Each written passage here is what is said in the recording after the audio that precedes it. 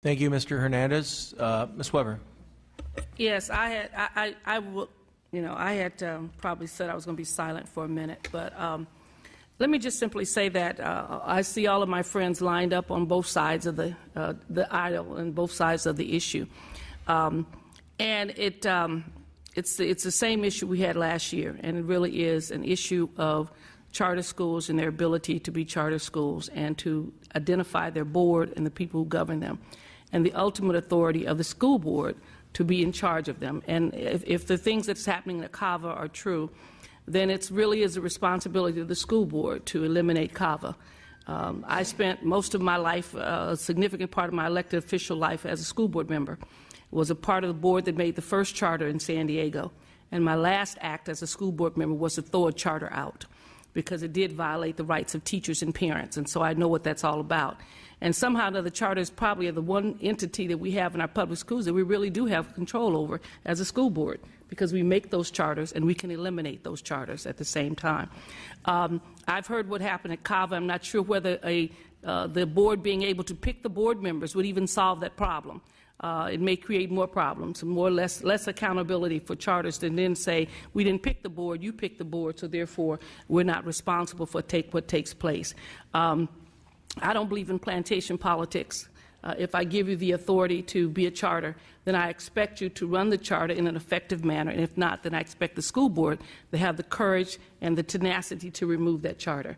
I know my charters in my district would be very upset if they discovered that, once again, they're being manipulated in terms of structure. And I understand the things that are going on, but it's unfortunate that we're at this point. We've made charters at a historical period in our lives when we didn't want to have vouchers. And we look at charters as an opportunity to give the public an opportunity to run their schools and to do the things they thought were important on behalf of their children, and to be accountable to the school board for that taking place, but to show some limited autonomy within the contracts that they sign with school districts, and to live up to those contracts.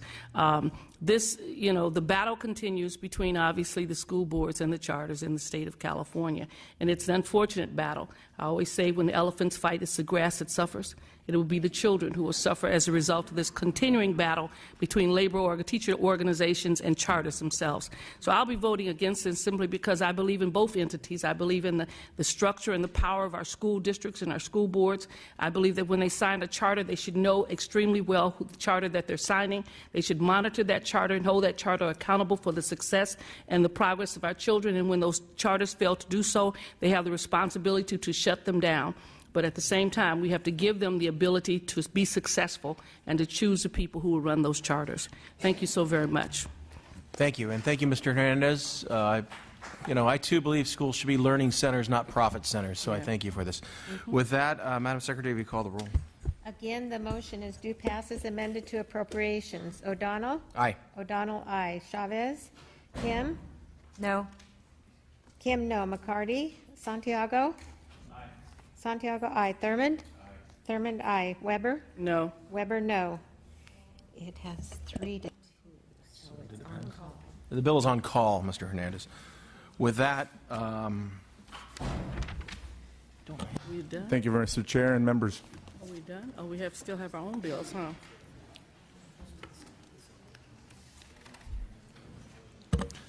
huh? Ms. Kim, would you like to present? Are you ready? I don't know her bill number.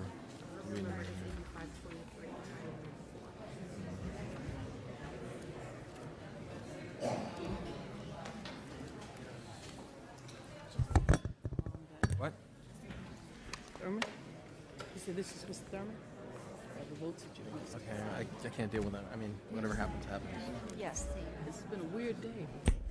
Okay, I've got to catch a plane too at some point. So whatever. Over there. Do we have the letters in support? The opposition. Oh, there's room. So they've been handed out.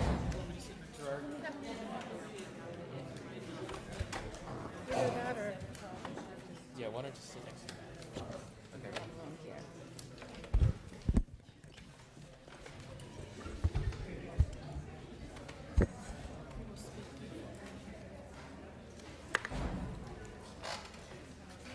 Ms. Kim, you may Yes. you may proceed.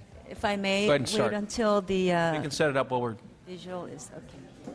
Could you turn this way just a little bit so I can point to that? Great. Thank you, Mr. Chairman and members. AB 523 is a modest measure to solve an issue that has plagued the community for so long, for even decades. This is a narrowly crafted measure which affects less than 60 high school students in the city of La Palma. Before I proceed, I would like to direct your attention to the map to my left. The thick line that you see is the it's called the Houston Road. Buena Park High School, which is to the far left on the map, and John F. Kennedy High School, which is the one down here in blue, they are two wonderful schools that serve the city of La Palma. Residents who live the north of Houston Avenue have their high school students sent 4 miles away to Buena Park High School, to far left on the right, while those who live south of Houston can walk to Kennedy High School, which is just a mile away. These school boundaries are antiquated by modern standards. Some of these districts are over 100 years old, predating the city's incorporation 60 years ago. At the time, these lines were drawn based on cow paths and dairy line fencing. I don't have to tell you that these pastures no longer exist in Northwest Orange County, where I represent. While most inter-district transfers are granted, a handful are not because they don't meet the district policy.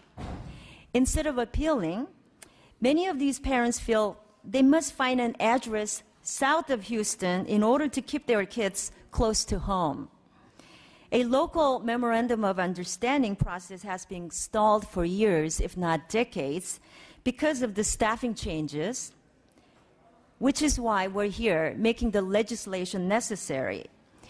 According to a recent survey conducted by the city of La Palma, an overwhelming 98% of residents support this specific issue and solution.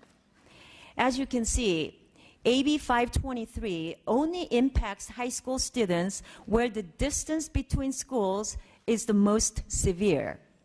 We also know that Kennedy High School has the capacity to accept these additional students, all of 60 students, if their parents choose to send them there. While both high schools are very successful, going to a school within city limits fosters the ability to engage with the community, within the community, which is essentially very, very important for these high school youth. Their friends are there.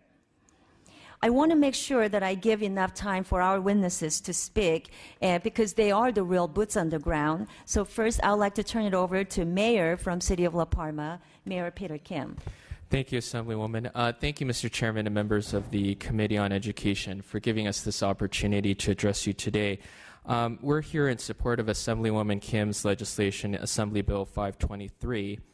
And this basically is about the ability to go to school within the community that has been a long-standing issue in La Palma, which up until now has not had a solution. Our city has been working hard for many decades with various school district officials to see if we can work together to find a solution to our issue. Simply put, with the various changes in school boards, superintendents, and city council members, it has been rather difficult to get all affected school districts to come to the table and find a resolution to this issue. As the Assemblywoman stated, this legislation is very narrow and is specifically applicable only to the city of La Palma. If you refer to this map again, the boundary of the city of La Palma shown on the map, the city was incorporated in 1955. I don't want to repeat what the Assemblywoman said, but the border was established in 1893, very antiquated and outdated. For about a quarter of La Palmans, their designated home school is over 4 miles away in another community, even though a walkable or bikeable school is available in the community at just over 1 mile. AB 523 allows parents and children in La Palma to go to high school in La Palma if they choose, but AB 523 does not change any school district boundary or require any parent or student to make a change if they do not want to do so. AB 523 impacts only those with high school students where the distance difference between schools is most severe and where we know the community high school has capacity to accept the additional students. Like the Assemblywoman said, our city recently commissioned a survey, and over 98% of our residents support AB 523, and over 99% indicated that if they had a high school student, they would want them to attend Kennedy High School in La Palma. This is not about one school being better than the other. In fact, we believe both schools provide great education for their students. Rather, we believe that going to school within the community builds more ability for the students to engage their community, which is important for high school youth. I would also like to respond to the analysis that addressed the inter-district transfer requests.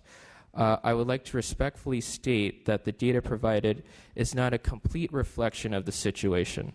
Up until 2007, the two school districts had in place an agreement where any requests made by students north of Houston be allowed to be transferred to Kennedy High School. In addition, because La Palma, a 1.8 square mile city, has 5 school districts, the experience residents have were not favorable, as 27 out of 57 were denied. This dissuades any parent to pursue the appeal process, but rather use a false address to get their student enrolled in La Palma School. We believe we have acted in good faith by reaching out to Fullerton Joint Union High School District for many, many years. However, even yesterday, they confirmed that none of the elected school board members are willing to meet with us. We hope that through this bill passing the committee today, that it will serve as a catalyst for them to come to the table so that we may find a resolution to this on the local level. Once again, thank you for your consideration. We urge the committee to vote in support of this bill, and we look forward to answering your questions. I'll hand it over to my colleague, Councilwoman Michelle Stagel. Hello, my name is Michelle Stagel. I grew up in La Palma and graduated from John F. Kennedy High School, class of 1987. I was recently elected to the City Council in November 2014, and by profession, I'm a realtor. This is a very important issue to our residents living north of Houston.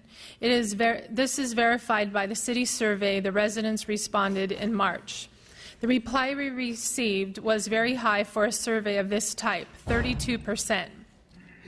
And the response to the question concerning the ability to choose to attend Kennedy High School in La Palma was 210 to 2 votes. It is also my experience as a realtor that demonstrates the problem for residents living north of Houston. Many residents are not told that their high school-age children must attend Buena Park High rather than Kennedy High School in La Palma. I'm also aware that people have moved out of this area in order to send their children to John F. Kennedy High School. Finally, I'm aware that many residents are using falsified addresses in order to have their children attend Kennedy High School. It is discerning as an elective representative and a resident of La Palma that Fullerton Joint Union High School District refuses to address this important issue for our residents. It is even more discerning that Fullerton High School District has refused to meet with the elected officials of La Palma to discuss this issue.